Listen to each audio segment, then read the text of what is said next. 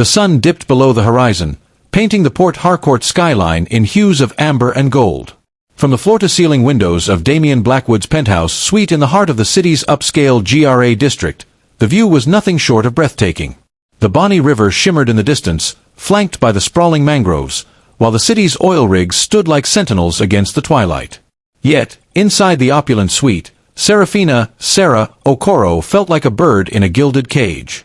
Sarah stood before a full-length mirror, her wedding gown a cascade of ivory silk and Swarovski crystals, tailored to accentuate her elegant frame.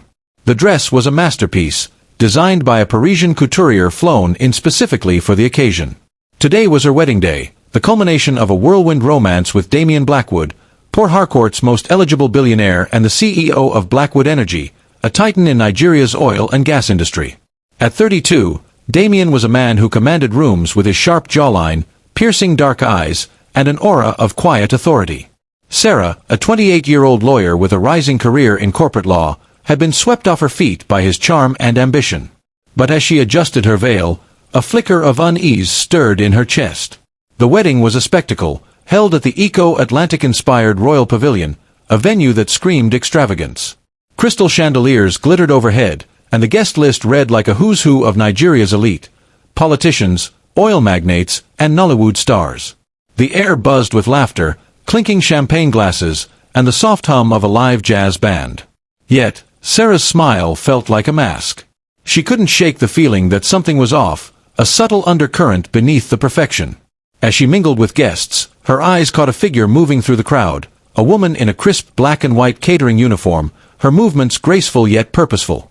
The woman, Nadia Bello, was striking, with high cheekbones and a quiet intensity in her almond-shaped eyes.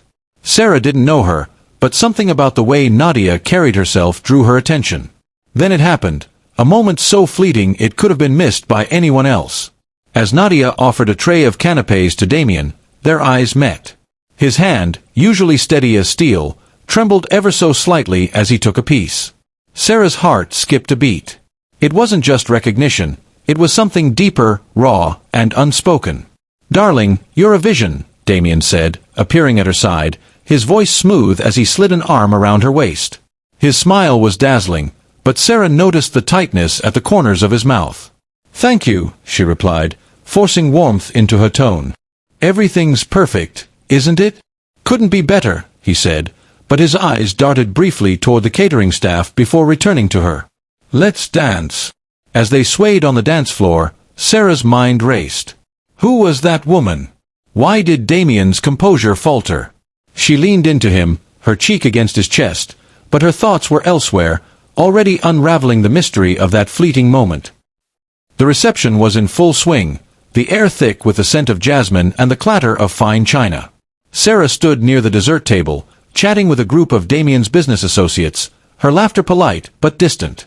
Her eyes kept drifting to Nadia, who moved seamlessly through the crowd, offering flutes of champagne with a professional smile. There it was again, that moment.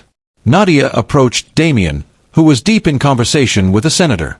As she extended the tray, their eyes locked, and time seemed to freeze. Sarah watched, her breath catching. It wasn't just a glance, it was a silent conversation, heavy with history. Nadia's lips parted slightly, as if she wanted to say something, but she quickly averted her gaze and moved on. Damian's shoulders stiffened, and he excused himself from the senator, his expression unreadable. Sarah's best friend, Amara, a vivacious journalist with a knack for reading people, sidled up to her. "You okay, babe? You look like you've seen a ghost." Sarah forced a smile. "Just overwhelmed, I guess." "It's a lot."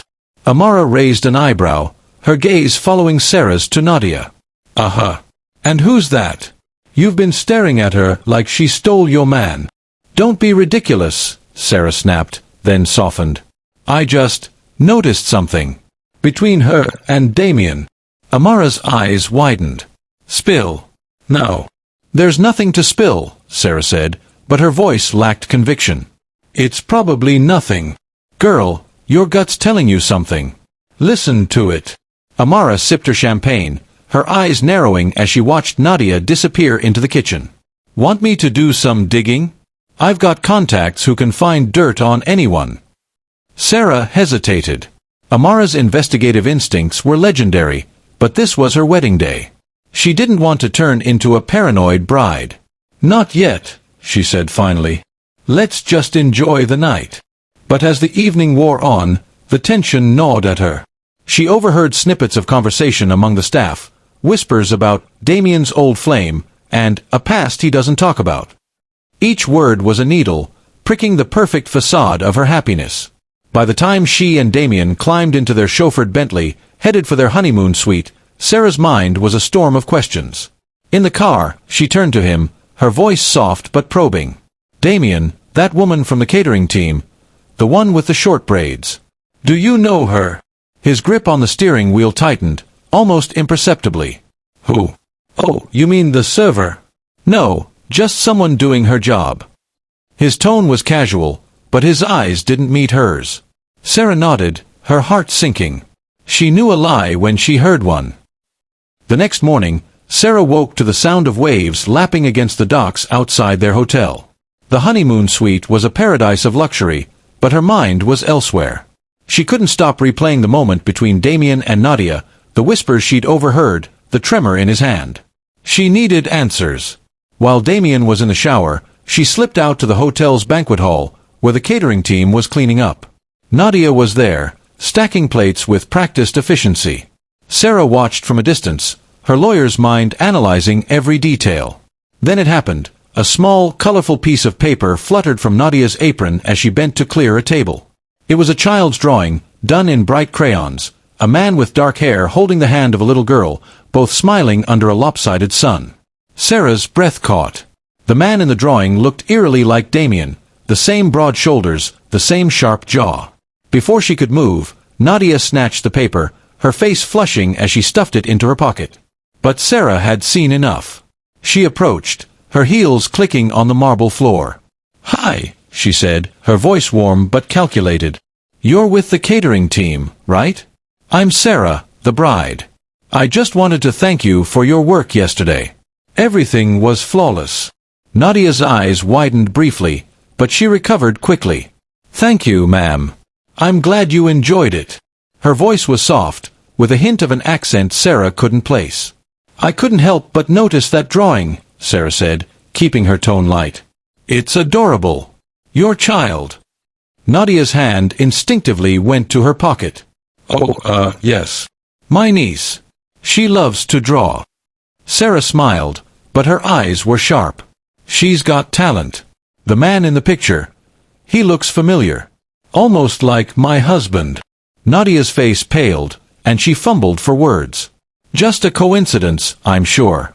Kids draw all sorts of things." She excused herself and hurried away, leaving Sarah staring after her. Back in the suite, Sarah's mind raced. The drawing wasn't just a coincidence. She knew it in her bones. But how could she confront Damian without proof? She needed to be smart, strategic. She wasn't just a bride, she was a lawyer, trained to uncover the truth.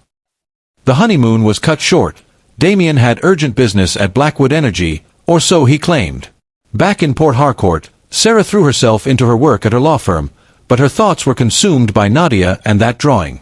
She began to notice things she'd overlooked before: Damian's late-night phone calls, his guarded responses when she asked about his day, the way he changed the subject when she mentioned the wedding staff.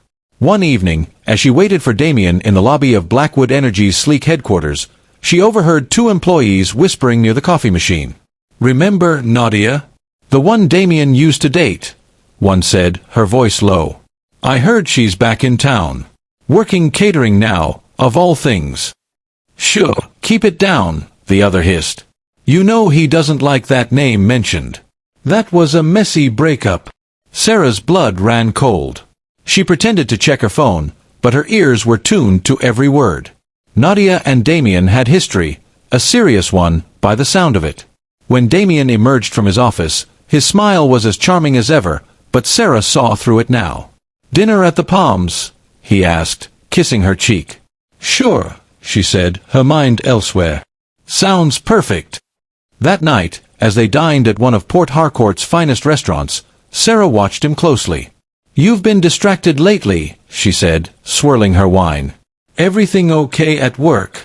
"Just the usual chaos," he said, his tone light. Oil prices, boardroom politics. You know how it is. She nodded, but her mind was racing. She needed to know more about Nadia, and she needed to be discreet.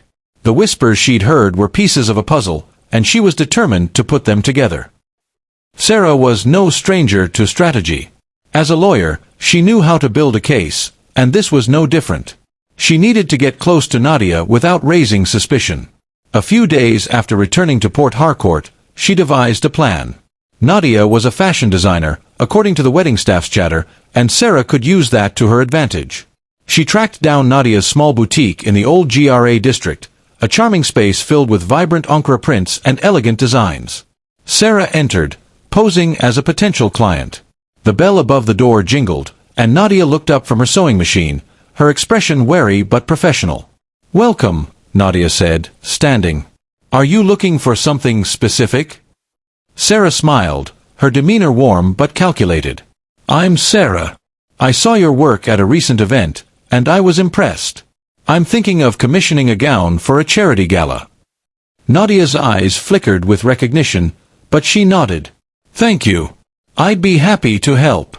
What kind of gown are you envisioning?" As they discussed fabrics and designs, Sarah steered the conversation carefully. "You must be so busy," she said. "Do you have family here in Port Harcourt? It's such a vibrant city for creatives." Nadia hesitated, her fingers pausing over a sketchpad. "Just me and my niece," she said. "It's a small family, but we manage." "Oh, that's sweet," Sarah said, her heart pounding. "I bet she keeps you on your toes. Does she come to the shop often?" "Sometimes," Nadia said, her voice tight. "She's with her sitter most days." Sarah nodded, then casually added, "I'd love to see a picture. I have a soft spot for kids." Nadia's reluctance was palpable, but she pulled out her phone, perhaps out of politeness. She scrolled to a photo and turned the screen toward Sarah. The image showed a bright-eyed girl, no older than 5, with a wide smile and dimples that mirrored Damian's. Sarah's stomach twisted, but she kept her expression neutral. "She's beautiful," Sarah said, her voice steady. "She looks like she could be related to my husband. Same eyes." Nadia's smile froze. "Just a coincidence," she said quickly, pocketing her phone. "Lots of kids have similar features." Sarah didn't press further, but the seed of doubt had grown into a full-blown conviction. That girl wasn't Nadia's niece. She was Damian's daughter. The humid air of Port Harcourt clung to Sarah as she left Nadia's boutique, her heart pounding with the weight of what she'd seen. The little girl in the photo, those eyes, those dimples, bore an unmistakable resemblance to Damian. It wasn't just a coincidence, it was a truth staring her in the face. Sarah's lawyerly instincts kicked into overdrive, her mind racing to connect the dots. Nadia's guarded responses, the whispers at Blackwood Energy, the tremor in Damian's hand at the wedding, all pointed to a secret he'd buried deep. Back at their sprawling mansion in old GRA, Sarah paced the marble-floored living room, the city's skyline glittering through the windows. The opulence of the house felt suffocating now, a stark contrast to the turmoil brewing inside her. She sank onto a velvet sofa, replaying the conversation with Nadia. "Just a coincidence," Nadia had said, but her eyes had betrayed her. Sarah needed proof, something concrete to confront Damian with, but she also dreaded what that proof might mean for their marriage. She called Amara, her best friend, who answered on the first ring. "Sarah, you sound like you're about to start a war. What's going on?" "I saw a picture," Sarah said, her voice low. "A little girl. Nadia's niece. She looks exactly like Damian, Amara." "Exactly." Amara let out a low whistle. "Okay, this is big. You sure it's not just your imagination running wild?" "It's not," Sarah snapped, then softened. "I need to know the truth, but I can't just ask him. He'll deny it." "Then we get creative," Amara said, her journalist's mind already at work. "I know a guy, a private investigator. Discreet, thorough. He can dig into Nadia's past, cross-reference with Damian. You want me to make the call?" Sarah hesitated, her thumb hovering over the wedding ring on her finger. This was a line she couldn't uncross. But the image of that little girl burned in her mind. "Do it," she said finally. "I need to know." That night, Damian returned home late, his suit slightly rumpled, his eyes tired. "Long day?" Sarah asked, her tone neutral as she poured him a glass of palm wine. "Boardroom nonsense," he said, loosening his tie. "Nothing you need to worry about." She smiled, but her eyes were sharp, watching his every move. "You'd tell me if something was wrong, right? We're partners now." He met her gaze, his expression softening. "Of course, Sarah. Always." But there was a flicker in his eyes, a shadow of something unspoken. She felt it like a knife to her chest. The next few days were a blur of tension. Sarah threw herself into her work at the law firm, drafting contracts with a ferocity that startled her colleagues, but her mind was elsewhere. Amara's private investigator, a wiry man named Chike with a knack for blending into the background, worked fast. By the end of the week, he met Sarah at a quiet cafe on ABA Road, away from prying eyes. Chike slid a manila envelope across the table, his expression grim. "You're not gonna like this," he said, his voice low. "But you paid for the truth." Sarah's hands trembled as she opened the envelope. Inside were photos, documents, and a detailed report. The first photo showed a younger Damian and Nadia, laughing together at a beach party, their arms around each other. Another showed Nadia, visibly pregnant, leaving a clinic in Lagos. The final blow was a birth certificate. Zuri Bello, born 5 years ago, father listed as Damian Blackwood. Sarah's vision blurred with tears, but she forced herself to read on. The report detailed Damian's relationship with Nadia 6 years ago, a passionate romance that ended abruptly when Damian's career took off. Nadia had been left alone, pregnant, and heartbroken, while Damian built his empire and never looked back. Chike had even found evidence of payments from Damian's personal account to Nadia over the years. Hush money, Sarah realized, to keep Zuri a secret. She leaned back in her chair, the bustling cafe fading into a dull hum. "How did he keep this hidden?" she whispered. "Money and power," Chike said simply. "He's got both in spades. But secrets like this, they always come out." Sarah thanked him and left, the envelope burning a hole in her bag. She drove aimlessly through Port Harcourt, the city's vibrant chaos a stark contrast to the storm inside her. The man she'd married, the man she'd trusted, had built their life on a lie. The betrayal cut deeper than she'd imagined, but it was the thought of that little girl, Zuri, caught in the crossfire that broke her heart. She pulled over near the Bonny River, the water glinting under the midday sun. "What do I do now?" she murmured, gripping the steering wheel. Confronting Damian was inevitable, but she needed to be strategic, not emotional. She wasn't just fighting for her marriage, she was fighting for the truth. Sarah chose her moment carefully. That evening, she waited in the grand library of Blackwood Manor, a room lined with mahogany shelves and leather-bound books, the air heavy with the scent of polished wood. She'd spread the investigator's findings across the desk: photos, the birth certificate, bank statements. Each piece was a bullet, and she was ready to fire. Damian walked in, his smile fading as he saw her expression. "Sarah, what's this?" "Sit down," she said, her voice cold as steel. She gestured to the desk. "Explain this." He approached, his eyes scanning the documents. The color drained from his face as he picked up the birth certificate. "Sarah, Don't lie to me," she cut him off, her voice trembling with barely contained rage. "I know about Nadia. I know about Zuri. Your daughter, Damian. Your daughter." He sank into a chair, his hands shaking. "How did you?" "I'm a lawyer, Damian. I find the truth for a living." She leaned forward, her eyes blazing. "You looked me in the eye on our wedding day, knowing you had a child you never told me about. How could you?" He ran a hand through his hair, his composure crumbling. "It was a long time ago. Nadia and it was before I met you. I didn't know she was pregnant until after we'd broken up. I was young, ambitious, scared. I thought I was protecting you." "Protecting me?" Sarah's laugh was bitter. "You were protecting yourself. Your empire, your reputation.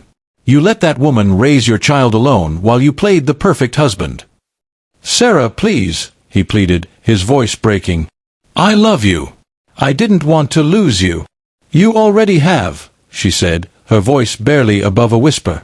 Tears streamed down her face, but she stood tall. "You built our marriage on a lie. How am I supposed to trust you now?" The silence that followed was deafening, the weight of her words hanging between them. Damian's shoulders slumped, his eyes filled with a mix of guilt and desperation. For the first time, Sarah saw not the powerful billionaire, but a man unraveling under the weight of his choices. The library felt like a battlefield, the air thick with tension. Damian leaned forward, his hands clasped as if in prayer. "I'll tell you everything," he said, his voice raw. "No more lies." Sarah crossed her arms, her heart a tangle of anger and pain. "Start talking." He took a deep breath.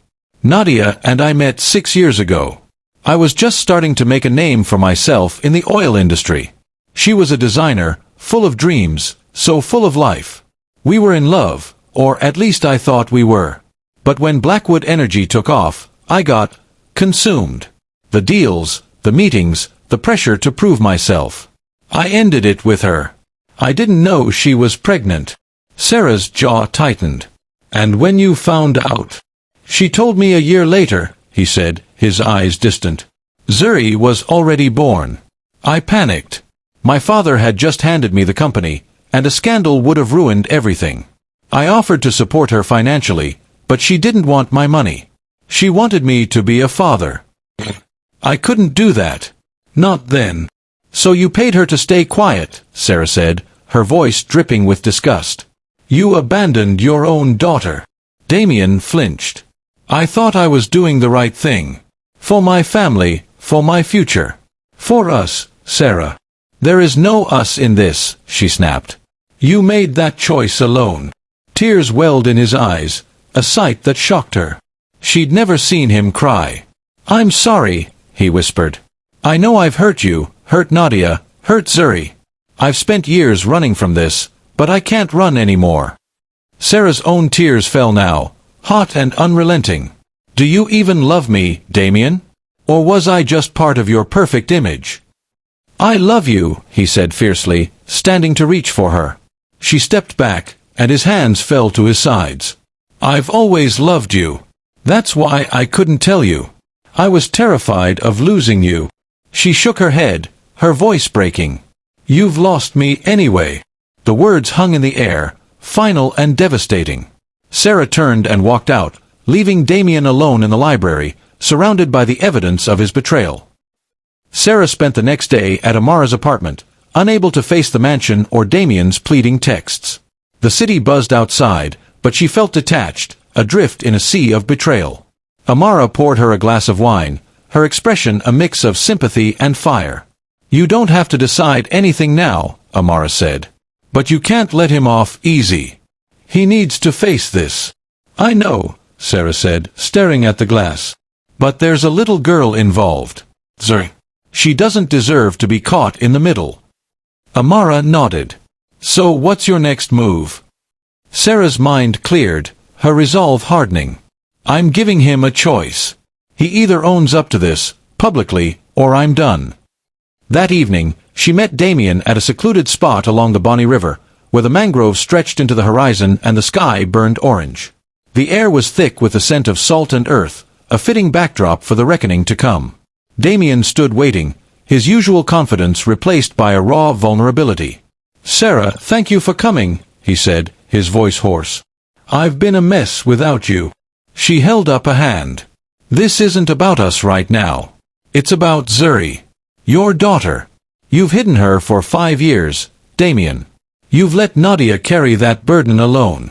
That ends now." He nodded, his eyes downcast. "What do you want me to do?" "I want you to acknowledge her," Sarah said, her voice steady. "Publicly.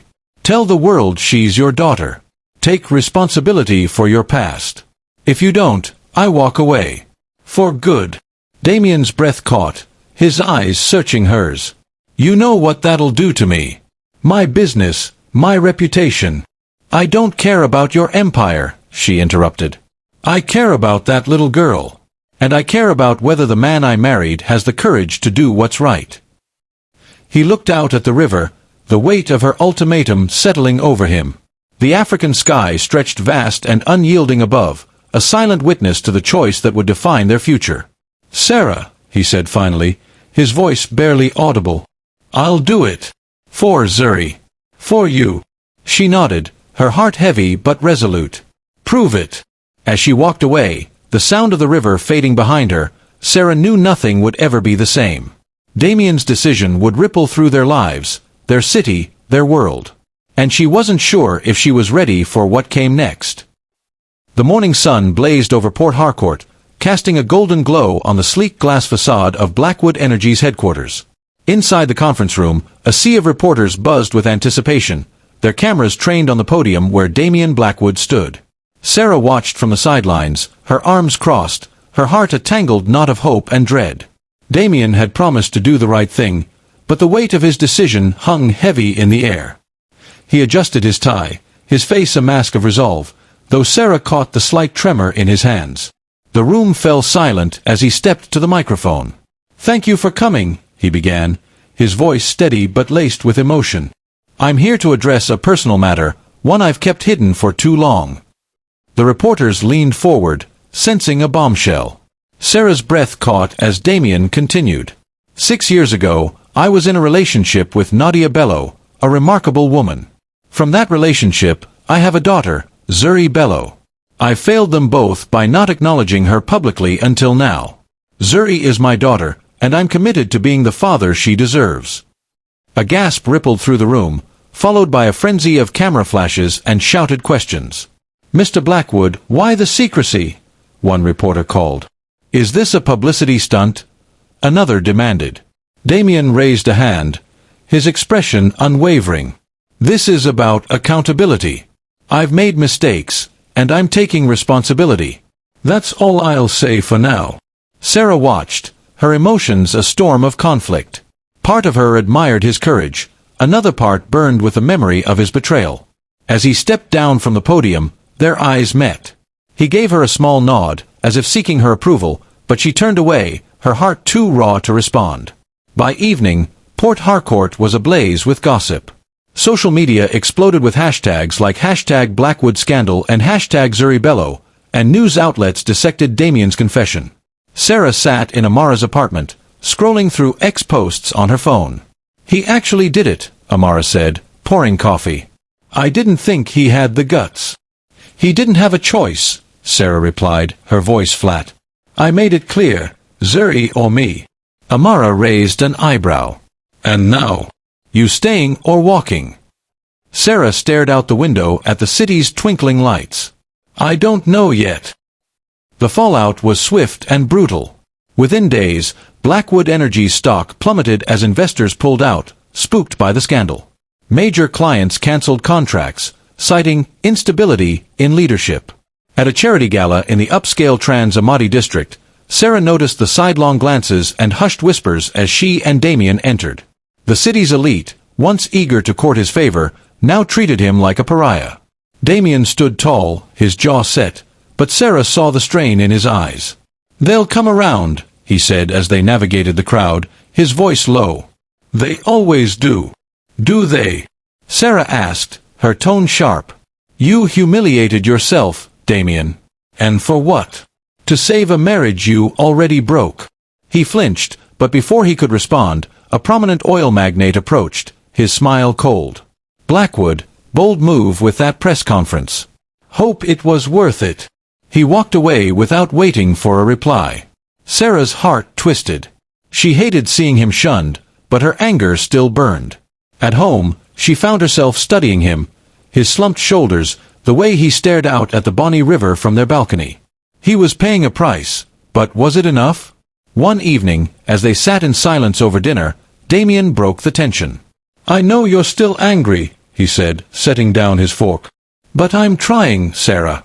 I'm trying to make this right." She met his gaze, her voice steady. "Trying isn't enough. You built an empire on lies. You don't just fix that with a press conference." He nodded, his eyes haunted. "What do you want from me, then?" "I want to believe you're the man I thought I married," she said, her voice breaking. "But I don't know if that man exists." The words hung between them, a chasm neither could bridge. Sarah pushed her plate away and left the table, her heart heavy with the realization that love alone might not be enough. Weeks passed, and the scandal's sting began to fade, though the wounds in Sarah's heart remained raw. She threw herself into her work, taking on high-profile cases to distract herself from the chaos at home. But Zuri's face haunted her, the little girl who'd been caught in Damian's mistakes. Sarah couldn't shake the thought that Zuri deserved better than to be a secret, a scandal, a footnote. One afternoon, while walking through the bustling Port Harcourt mall, Sarah spotted Nadia browsing a bookstore with a little girl clinging to her hand. Zuri. Her heart skipped a beat. The girl was a miniature Damian, with his dimples and curious eyes, but she had Nadia's grace, her infectious laugh. Sarah hesitated, then approached. "Nadia," she said, her voice tentative. "Hi." Nadia turned, her expression guarded. "Mrs. Blackwood. What a surprise." "Please, call me Sarah," she said, glancing at Zuri, who was flipping through a picture book. "She's beautiful." Nadia softened slightly. "Thank you. She's everything to me." Sarah nodded, her throat tight. "I owe you an apology. I didn't know about Zuri when I married Damian. If I had—" "You don't owe me anything," Nadia interrupted, her voice firm but kind. "This is on Damian, not you." Sarah swallowed, then took a deep breath.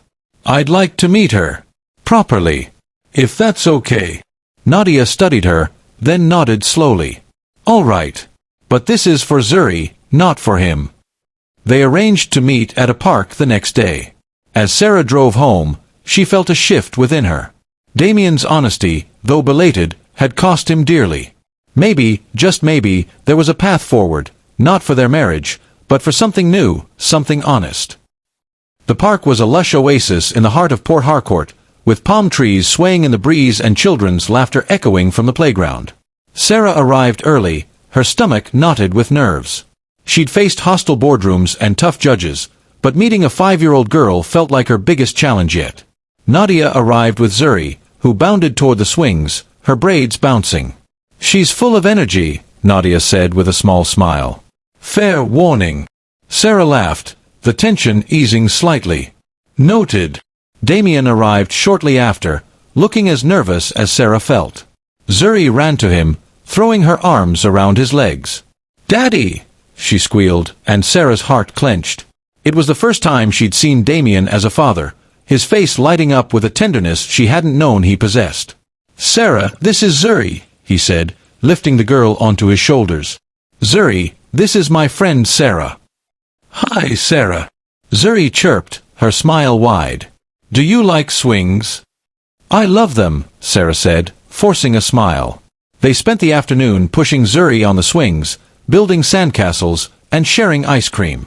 Sarah watched Damian closely, his gentle patience, the way he listened to Zuri's endless stories. It was a side of him she'd never seen, and it stirred something in her, a flicker of hope amidst the pain. As the sun set, Nadia joined them on a bench.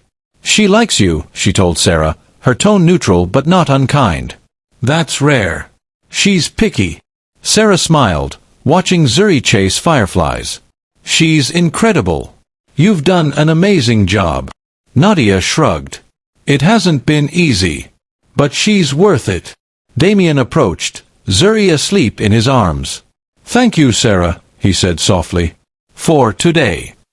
She nodded, her heart softening but still guarded. "This isn't forgiveness," she said. "But it's a start." As she drove home, the image of Damian with Zuri lingered, challenging everything she thought she knew about him. For the first time, she wondered if redemption was possible. The weeks that followed were a delicate dance of boundaries and trust. Sarah, Damian, and Nadia began navigating the uncharted waters of co-parenting Zuri, a process fraught with awkward moments and unspoken tensions. They met regularly at neutral spaces, parks, cafes, Zuri's school events, each interaction a step toward a new normal. One Saturday, they attended Zuri's school play at a community center in Rumula. Zuri, dressed as a sunflower, beamed from the stage, and Sarah found herself clapping alongside Damian and Nadia, a surreal trio bound by a shared love for the little girl. Afterward, Zuri ran to them, her face glowing. "Did you see me?" she asked, bouncing with excitement. "You were the best sunflower up there," Damian said, ruffling her hair. Sarah smiled, catching Nadia's eye. She really was. Later, as they walked to their cars, Nadia spoke up. "This is weird, isn't it? The three of us, like some kind of family." Sarah laughed, the sound surprising her. "Very weird. But maybe it's not the worst thing." Damian glanced at her, hope flickering in his eyes, but Sarah kept her focus on Zuri, who was skipping ahead. The road to forgiveness was long, and trust was still a fragile thing, but Zuri's laughter was a bridge, pulling them together despite the past. That night, Sarah sat on her balcony, the city's lights stretching before her. She thought of Zuri, of Nadia's resilience, of Damian's efforts to change. The future was uncertain, but for the first time, she felt a spark of possibility, a chance to build something new, not just for herself, but for the little girl who'd unexpectedly stolen her heart. The mangrove forests outside Port Harcourt stretched endlessly, their tangled roots dipping into the brackish waters of the Bonny River. Sarah sat in a small wooden boat, the gentle lapping of the water a soothing contrast to the turmoil she'd carried for months. Across from her, Nadia adjusted the tiller, her face serene as the late afternoon sun cast golden flecks across the river. This boat trip, suggested by Nadia, was an unexpected olive branch, a chance to talk, away from the city's noise and Zuri's joyful chaos. Sarah had hesitated when Nadia proposed it, but something in the other woman's quiet sincerity had convinced her. Now, surrounded by the mangrove's eerie beauty, she felt the weight of her anger begin to lift. "It's peaceful out here," Sarah said, breaking the silence. "I didn't expect it to feel so calming." Nadia nodded, her eyes on the horizon. "I used to come here when things got heavy. It's where I'd think about Zuri, about what kind of life I wanted for her." Sarah studied her, noting the strength in her posture, the resilience etched into her features. "You've done an incredible job with her," she said softly. "I don't know how you did it alone." Nadia's lips curved into a faint smile. "I wasn't always alone. My family helped, my friends. But yeah, it was hard. Especially knowing Damian was out there, building his empire while I was changing diapers." Sarah's chest tightened. "I'm sorry. If I'd known." "You didn't," Nadia interrupted, her tone firm but not unkind. "And I don't blame you, Sarah. You're not the one who made those choices." The honesty in her words hit Sarah hard. She looked out at the mangroves, their roots a testament to survival in harsh conditions. "I was so angry at him," she admitted. "Part of me still is. But seeing him with Zuri, it's complicated." Nadia chuckled, a low, warm sound. "Complicated is an understatement. But he's trying. I see it. Zuri sees it. And I think you do too." Sarah nodded, her throat tight. "I just don't know if I can trust him again." "You don't have to decide today," Nadia said, steering the boat around a bend. "But Zuri deserves a father who's all in. And you deserve a man who's honest. Whether that's Damian, that's up to you." As the sun dipped below the horizon, painting the sky in hues of pink and orange, Sarah felt a shift. Nadia wasn't her rival. She was a woman who'd faced her own pain and come out stronger. Their shared love for Zuri was a bridge, fragile but real, and for the first time, Sarah felt a flicker of hope for a future beyond the hurt. Back in Port Harcourt, Damian threw himself into fatherhood with a quiet determination that surprised even himself. He rearranged his schedule at Blackwood Energy, delegating meetings to spend afternoons with Zuri, picking her up from school, attending her soccer games, reading her bedtime stories. Each moment was a step toward redemption, a silent apology to the daughter he'd neglected and the wife he'd betrayed. Sarah watched from a distance, her heart a battlefield of doubt and cautious hope. One evening, she joined Damian and Zuri at a local ice cream parlor in GRA, the air filled with the scent of sugar and laughter. Zuri sat between them, her face smeared with chocolate, recounting a story about her school's pet hamster. "And then Mr. Whiskers escaped, and we had to chase him all over the classroom."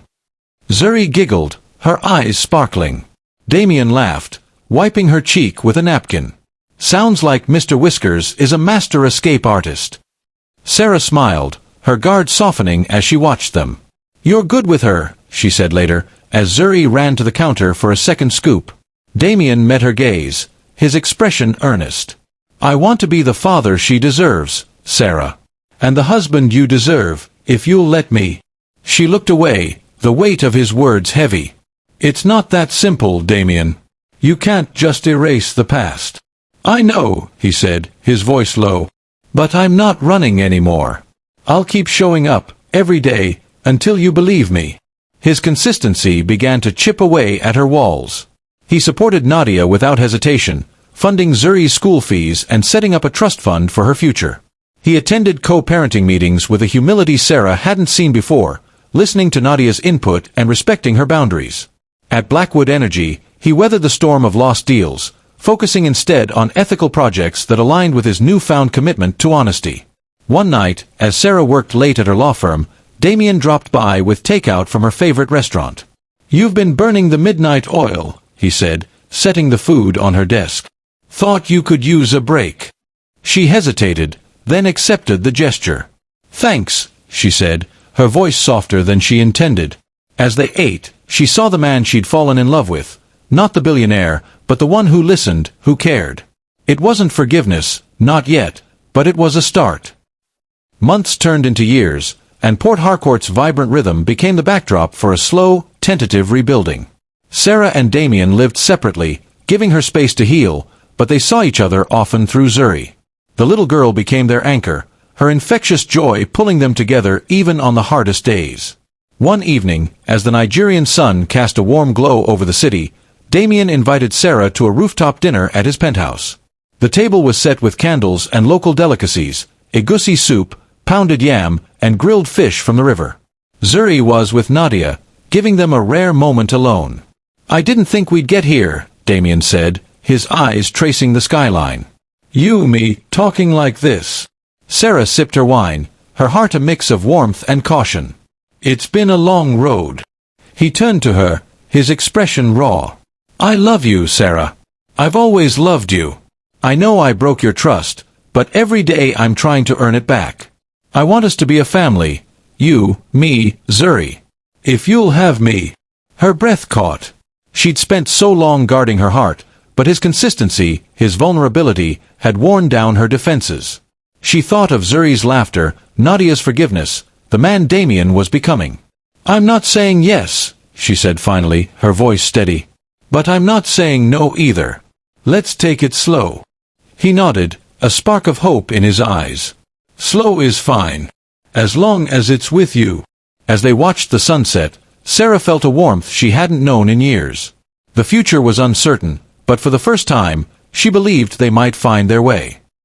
2 years later, under a canopy of jacaranda trees overlooking the Bonny River, Sarah and Damian stood hand in hand. Their second wedding was nothing like the first. No lavish spectacle, no elite guest list. It was intimate, attended by close friends, family, and Zuri, who bounced with excitement as the flower girl, her basket spilling petals. Sarah wore a simple Ankara gown, designed by Nadia, its vibrant patterns a nod to their shared journey. Damian, in a tailored agbada, looked at her with a love that felt new, forged in the fires of their past. The officiant, a local pastor, spoke of forgiveness and second chances, his words echoing over the river. As they exchanged vows, Sarah's voice was steady but filled with emotion. "I choose you, Damian, not because you're perfect, but because you've shown me you can change. I choose us, for Zuri, for love, for the future we'll build together." Damian's eyes glistened. "I promise to be honest, to be present, to love you and Zuri with everything I am. You're my home, Sarah, and I'll spend my life proving it." Zuri ran to them as they kissed, wrapping her arms around their legs. "We're a family now," she declared, and the small crowd erupted in cheers. Nadia, standing nearby, caught Sarah's eye and smiled, a genuine, heartfelt smile.